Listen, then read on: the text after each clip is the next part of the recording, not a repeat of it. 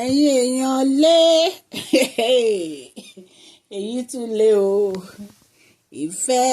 bí àdánwò ni ìfẹ́ bí àdánwò ni ìfẹ́ kábíyèsí àti Queen Naomi yìí o ìfẹ́ bí àdánwò ni ìfẹ́ bí àdánwò ni ẹ̀yin èèyàn lé èwo lẹ ṣe o ẹ káàbọ̀ sí Mashola Gist TV o love you one tíntín lèyí o wọ́n ní bí a ṣe gbọ́ o allegedly o wọ́n ní kábíyèsí wọ́n ní wọ́n ti ra mansion fún Queen Naomi ní Dubai láti fi dùn wọ́n nínú ẹ̀yin èèyàn lé ẹ rí pé èyí tún lágbára Queen Naomi congratulations mo bá yín yọ̀ o ọlọ́run tó tóbi ọlọ́run bàbàrà ọlọ́run tó tóbi o ọlọ́run bàbàrà ayé ò gbà ó ó fọ̀run ṣe ibùgbé ọ̀run ò gbà ó fàyè tàpótí tìsẹ̀ ọlọ́run tó tóbi ọlọ́run bàbá àgbà ẹ̀yin èèyàn lé ṣé ẹ mọye tí ilé jẹ́ ní Dubai ilé Dubai wọ́n o ẹ̀yin èèyàn lé ilé Dubai wọ́n bí a ṣe gbọ́ o allegedly o wọ́n ní ilé tí kábíyèsí rà fún Queen Naomi ní Dubai wọ́n ní wọ́n rà sí Gumera ní Dubai àwọn tó bá ń gbé Dubai wọ́n á mọ̀ ẹ comment wọ́n ní Gumera ni wọ́n ra lé yẹn sí ẹ̀yin èèyàn lé ẹ̀yin náà mọ̀ tá bá ń sọ kábíyèsí lè ná gbogbo nǹkan tó ní fún Queen Naomi àti Tadé ní ká wò nítorí pé obìnrin tó bá báyàn jìyà èèyàn gbọ́dọ̀ appreciate ẹ jọ̀ọ́ obìnrin yàtọ̀ sóbìnrin obìnrin yàtọ̀ sóbìnrin àwọn obìnrin kan wà tó jẹ́ pé wọ́n máa ní àwọn o sùúrù lérè làwọn o àwọn ń ṣe obìnrin tó máa bá ọkùnrin jìyà o obìnrin tó jẹ́ pé owó làwọn ń ta sí ń tà wọn kówó ti wà nǹkan tó wà áfítà nìyẹn ẹ jẹ́ kí n sọ fún yín ọkùnrin gbọ́n wọ́n dẹ̀ ní common sense ṣé ẹ rè pé ọkùnrin ò mọ obìnrin tó bá jìyà yàtọ̀ sí obìnrin tó yẹ pé nítorí owó ló fi fẹ́ ni ẹ jọ̀ọ́ ẹ jẹ́ ká sọ lórí channel yìí ẹ lè comment ṣé ẹ rè pé ọkùnrin wọn ò mọ obìnrin tó bá wọn jìyà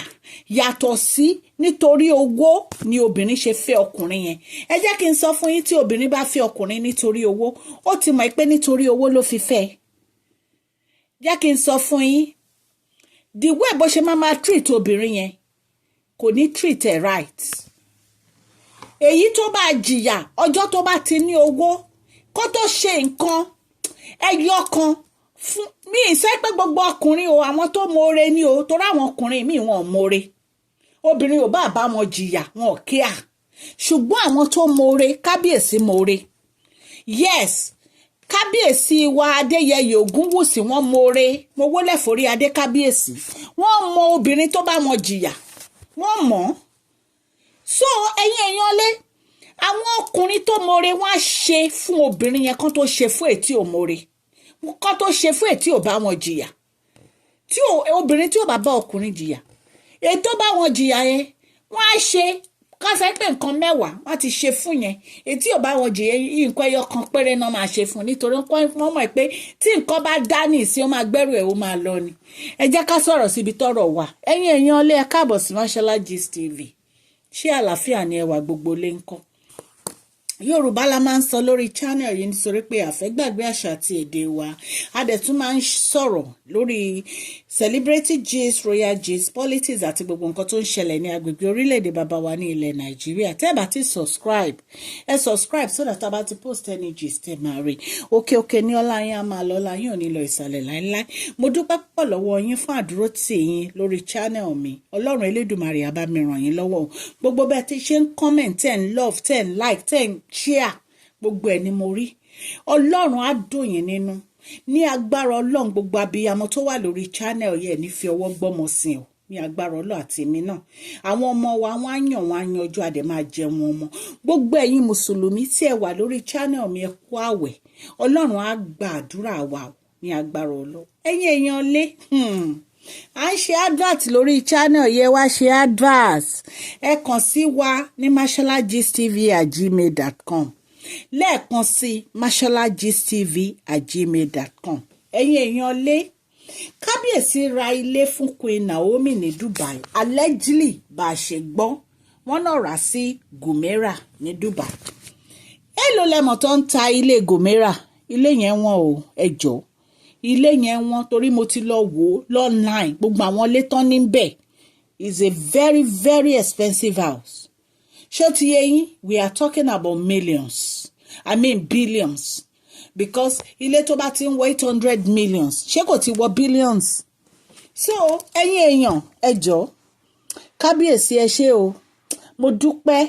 fún nǹkan tẹ́ ẹ ṣe fún Queen Naomi at least tó bá lọ fún vacation wọn ní lọ máa dé sóòtẹ́ẹ̀l wọn á wà nínú ilé wọn èyí tún skẹ́ńskẹ́ èyí tún dùn mọ́ wa èyí tún skẹ́ńskẹ́ èyí tún dùn mọ́ wa Kábíyèsí wa ń dára Kábíyèsí wa ń dára àdúpẹ́ èyí dùn mọ́ wa o àdúpẹ́ èyí dùn mọ́ wa o àdúpẹ́ Queen Naomi ẹ kú oríire Ọlọ́run Elédùmarè á jẹ́ kẹ́ ẹ pẹ́ fún Kábíyèsí o ẹ máa tún bí ìbejì fún bàbá o ẹ máa tún bí ìbẹ́ta fún bàbá o ní agbára Ọlọ́run bó ṣe máa rí nìyẹn nǹkan tá a gbọ́ òun ni wípé ṣe mọ̀ pé Queen Naomi wọ́n ní àwọn fẹ́ lọ sí Dubai láti lọ cool down nítorí gbogbo stress ṣe mọ̀ àwọn elders palace gbogbo àwọn nǹkan báyìí wọ́n ní Kábíyèsí ní kán ní sùúrù pé kán má tí ì lọ nígbà tán fẹ́ lọ bóyá bàbá ń gbé ìgbésẹ̀ ni ṣùgbọ́n ètò tí bàbá ṣe ni pé kí wọ́n ra lé sí Dubai fún Queen Naomi so that wọ́n bá lọ wọ́n á lè stay títí di June nígbà tó bá dé palace náà máa dé sí wọ́n ní nǹkan ìgbésẹ̀ tí bàbá ń gbé nìyẹn bí a ṣe gbọ́ allegedly nìyẹn o ẹ̀yin èèyàn lè ṣe mọ̀ pé mi bá Kábíyèsí gbénu palace ṣùgbọ́n anything tá a bá ti gbọ́ la máa mú wá sórí social media la máa mú wá sí orí channel yìí so wọ́n ní Kábíyèsí ní pẹ̀lú gbogbo èyí wọ́n ti ń gbé ìgbésẹ̀ láti mọ nǹkan tó máa ṣe sí ọ̀rọ̀ àwọn olórí yìí so that tí Queen Naomi bá dé wọn á lè return sínú palace bí a ṣe gbọ́ nìyẹn o ẹ̀yin ará lé allegedly Ọlọ́run Elédùmarè á ran gbogbo yín lọ́wọ́ mo dúpẹ́ lọ́wọ́ yín o please share this video like and subscribe God bless you all.